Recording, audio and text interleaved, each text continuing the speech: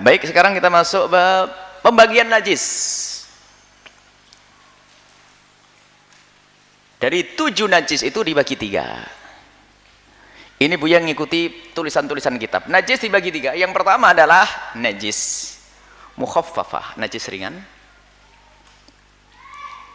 Yang kedua najis mutawassithah, najis sedang. Yang ketiga adalah najis mughalladah, najis berat. Ente paham dulu pembagian ini. Untuk apa pembagian ini? Sama hukumnya untuk sholat tetap tidak sah. Pembagian ini untuk pendidikan yang sudah kita pelajari tadi, mensucikan dari najis. Gimana cara mensucikannya? Kalau mukhaffafah begini, kalau mutawassithah begini, kalau mughalladah begini. Kalau hukumnya di dalam sholat sama. Orang dijilat anjing najis mughalladah, sholatnya tetap tidak sah. Kena empuk tidak sah. Kena bayi, kena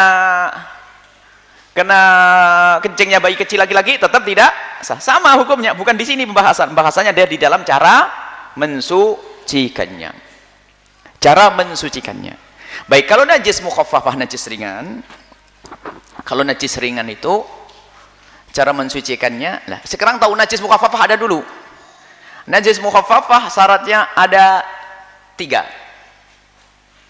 Yang pertama, mungkin 2 saja sih. Najis mukhaffafah 3 syarat.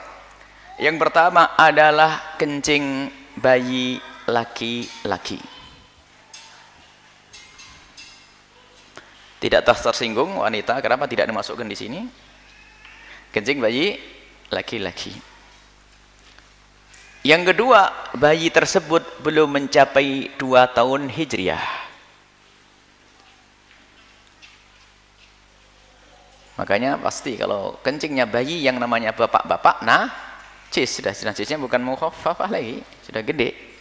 Bayi sebelum mencapai 2 tahun. Yang ketiga, bayi belum makan kecuali ASI, air susu ibu. Bayi tidak makan kecuali air susu ibu. Kalau seperti itu, maka ini yang najis mukhaffafah, najis ringan.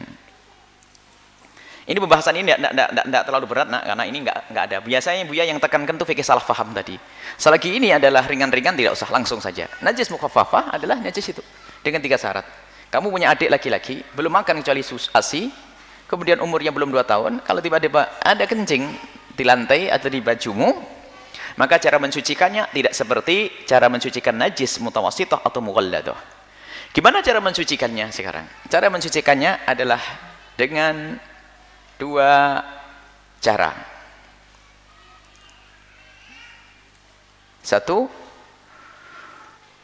menjauhkan dari bentuk najisnya. Menjauhkan dari bentuk najisnya.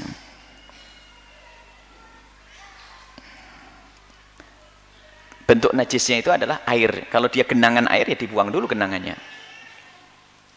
Kalau masih menggenang berarti ainun najas, dibuang.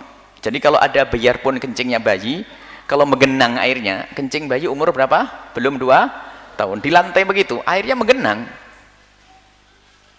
Kemudian kamu percikin air, ya tambah najis. Karena airnya karena kencingnya menggenang. Tapi kencing ini dipinggirin dulu. Dibuang, dijauhkan dari tempat tersebut. Atau kalau di baju pasti sudah hilang, tinggal resepannya saja kan. Habis bajumu dikencingin sama bayi basah. Jadi ini adalah kena najis. Bagaimana cara mensucikannya? Dan selagi tidak disucikan, pindah ke tempat lain, tetap pindah najis itu ya. Maka cara mensucikannya dimudahkan oleh Allah, ringan. Sebab dalam riwayat hadis Nabi tentang bayi kecil, yundoh, ya ini dipercikkan tok, ngambil air, bukan diusap. Diusap bukan mensuci. Bukan diusapkan begini, ambil air bersihkan sampai merata, selesai. Jadi memercikkan air ke tempat tersebut sampai merata, sudah beres, suci, sudah selesai.